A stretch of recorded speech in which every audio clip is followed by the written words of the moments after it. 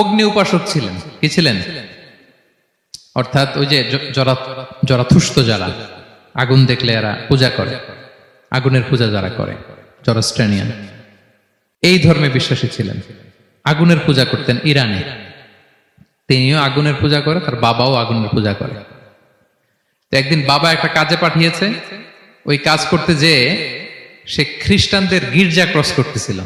ছোট মানুষ গির্জা ক্রস করতে যেয়ে দেখে খ্রিস্টানরা কেমন যেন আলাদা ইবাদত করে, নামাজ পড়ে। এটা দেখে খুব ভাল লাগছে, তার খুব ভাল লাগছে। বাড়িতে এসে বাবারে বলে, বাবা আমি দেখলাম যে খ্রিস্টানরা তাদের চার্চে গির্জায় নামাজ পড়ে, এটা তো অনেক সুন্দর, আমরা যে আগুনের সামনে যা করি এটার চেয়ে ওইটা সুন্দর। বাবা বলে, খাইছে, ছেলে তো আমার শেষ হয়ে যাবে। তো বলতেছে, না না বাবা, আমরা যে আগুনের উপাসনা করি এটাই ভালো। উনি বলেন, না, আমি অনেক চিন্তা করেছি, ওরা যেভাবে গডের কাছে চায় ওইটা শ্রেষ্ঠ। বাবার সাথে ছেলের, সালমানের অনেক তর্ক বিতর্ক। পরে বাবা ভাবলেন, যদি ওকে না আটকাই তাইলে প্রভাবিত হয়ে সে খ্রিস্টান হয়ে যেতে পারে। তো ঝগড়া তর্ক বিতর্ক শেষে তার পিতা তাকে শেকলবন্দি করলো। কি করলো? পায়ে শেকল লাগায় রাখছে। কিন্তু ছেলে তো মনে মনে খ্রিস্ট ধর্মের প্রতি আকৃষ্ট হয়ে গেছে। তো ওই খ্রিস্টানরা তার সাথে লুকিয়ে যোগাযোগ করত। সালমান ওই খ্রিস্টানদেরকে বলল যে, তোমাদের খ্রিস্টান ধর্মের উৎপত্তি কোথায়? বলে, সিরিয়াতে। বলতেছে, এখান থেকে কোনো কাফেলা সিরিয়া যাবে নাকি? বলতেছে, হ্যাঁ, মিশনারি ওয়ার্কে একটা কাফেলা আসতে যাবে। বলতেছে, যেদিন যাবে আমাকে বলবে। তো যেদিন যাবে তাকে এসে বলা হয়েছে তার বাবা নাই, সে শিকল ভেঙে, শিকল সহ ওই কাফেলার সাথে যে জড়িত হয়েছে।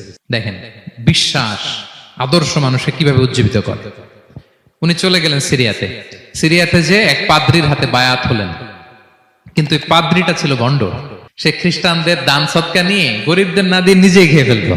তো বেচারা পড়লো বিপদে, যে হায় রে, এত সুন্দর ধর্ম রে কারাপ্টেড করতেছে সে। পরে এই পাদ্রি যখন মারা গেল, সালমান সে আরেক পাদ্রির কাছে গেল। আরেক পাদ্রির কাছে গেল। ওই পাদ্রি আবার অনেক ভালো, খুবই ইবাদত করে। তো ওই পাদ্রি কিছুদিন থাকার পরে ওই পাদ্রিও মারা গেল। ওই মারা যাওয়ার আগে সে জিজ্ঞেস করতেছিল যে, পাদ্রি, এই বর্তমান পৃথিবীতে সবচেয়ে ভালো খ্রিস্টান পাদ্রি কে? বলতেছে, আর কেউ নাই। যদি ভালো খ্রিস্টান পাদ্রি তোমাকে পেতে হয়, জানতে হয়, তোমাকে ইরাকের মোসেল শহরে যেতে হবে। এবার মোসেলে যে সে আরেক খ্রিস্টান পাদ্রির কাছে থাকলো। কিছুদিন পরে ওই পাদ্রিও মারা গেল।